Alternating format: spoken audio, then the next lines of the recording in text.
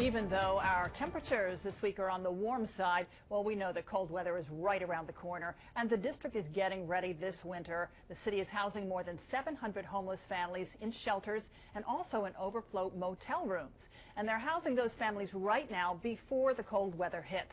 Here with more on this new approach is Washington Post reporter Aaron Davis, live from the Post Newsroom. Aaron, good morning. Good morning. Thanks for having me. So tell us about this new approach. Why are so many D.C. area families in shelters so early in the season?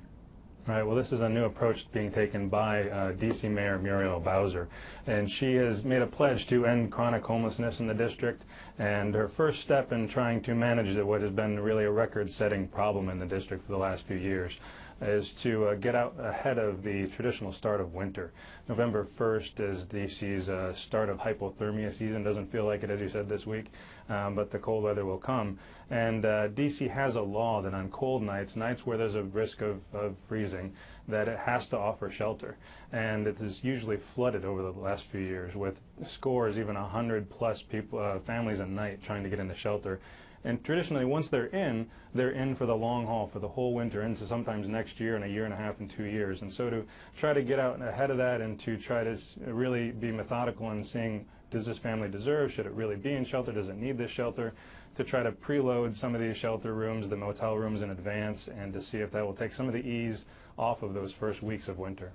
Okay, so if the shelters are being used, I'm assuming to capacity right now, what happens when the latecomers all flock in and want some shelter? Well, that's a really good question. They say they can handle it, but last year there was a problem. There's been a problem every winter. Since kind of the end of the economic downturn, when we've really seen low-income families squeezed, we've seen really increasing housing prices in D.C. Nobody's quite sure exactly what's driving it, but there's been hundreds and hundreds. Last year, 1,900 families applied for assistance. This year, they're expecting between 800 and 1,000. That's about what they expected last year, and it turned out to be double than that. The city says it has put, I guess you'd put options, or however it's done with contracts with motels around the city, that if it looks like they're going to be needing these, that they'll keep expanding and reserving a bigger number of motel rooms. Right now, the bulk of the families are in motel rooms. D.C. General, the dilapidated city shelter, has been full basically for 2 years now, and 300, 400 families right now are in overflow motel rooms. So D.C. Mayor Muriel Bowser is the one who's spearheading this effort to sort of front load the shelters. Are there studies that show this work?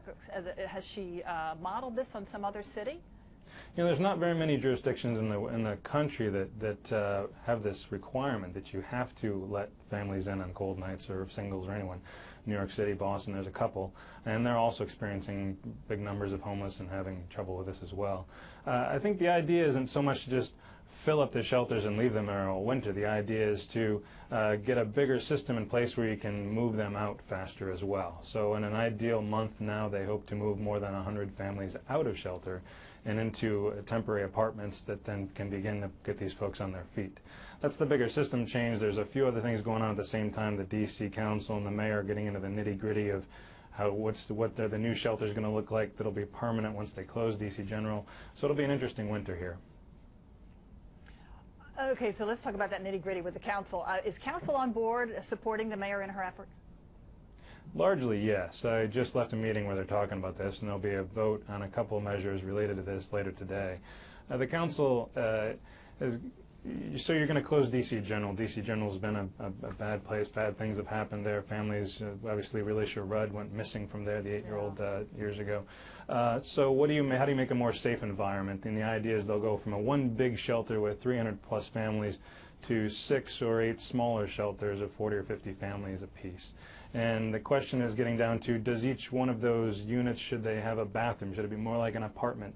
That seems very dignified for a family as they're trying to get back on their feet, but can the city afford that? It could be millions of dollars. So do we do more dormitory style? And does that keep the kids safe if they have to share a bathroom with 5 or 6 other families? And so those are the kind of questions that the council's rolling over right now. I do think they're largely going to go forward with what the mayor has proposed, which is a dormitory style, smaller shelter, about 50 families per shelter, 1 bathroom per floor that would be family style. Again, these are nitty-gritty details, but this is the kind of stuff they have to decide now. It's going to be $40 million plus to get rid of D.C. General and make this new system of shelters. You talked a lot about the bathrooms, and you know that is an issue. At DC General, the rundown shelter there, I mean, there was a big problem with the bathrooms, or I guess there still is because it's not closed yet. But I mean, you have multiple sexes using the bathrooms. You have dads with a daughter that have to take a child into a female bathroom or men's bathroom, not knowing where to go.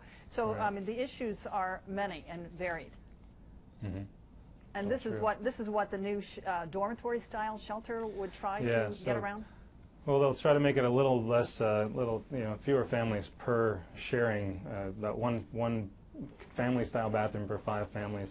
So that's one of the things going on here. You also get this initiative going on simultaneously to try to get all homeless veterans off of these streets by the end of December, in fact. That's a nationwide push.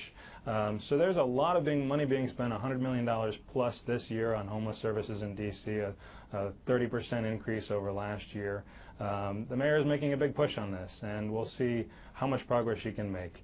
And whether putting people in shelters, whether that eases the flow in the next few weeks, that'll be a first test to see if things are helping or not.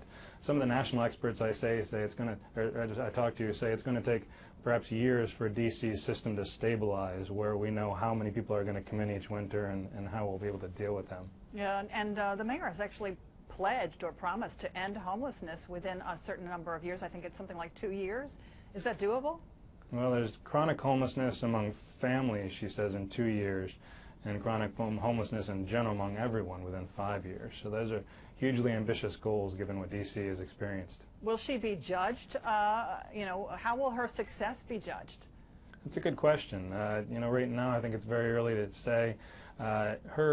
She's setting up part of her own metrics on that, saying we won't be judged this year by how many people come into shelter or not. We're going to judge ourselves on whether we've met their needs. So what does that look like? And we're still finding out. So some of the people will be housed in shelters this winter, and the overflow goes to motels. Tell us a little bit. That sounds expensive for the city. How much is that costing D.C., and where are they coming up with that money? Right. This is money. This is a lot of taxpayer money being spent on this right now. So last year, in the last fiscal year, over $12 million went to motel rooms, and they're expecting at least that much again this year. And that's entire motels have been rented out by the city basically since last winter. Some along New York Avenue, as you're driving in, always look full. They are always full, and those are all homeless families. And so every day that at those motels, there's efforts to try to get them to different work placement programs or job training. And obviously you've got a lot of single mothers, a lot of young mothers with multiple children, and so it's a complicated situation at these motels. And really it's not a in some ways it's a little probably more compact there than you probably see it eventually at the shelters that they build. And then when is DC General Shelter set to close? Do they have a closing date? They do not. Hopefully within, I think, 2 years at this point. We're working towards a goal. About 18 months to get these replacements online. And then the idea is you would move everyone who's in DC General. All right, we're going to go. I'm so sorry. We're out of time. Aaron Davis with the Washington Post. Good discussion. Thanks so much for coming in. More in a minute.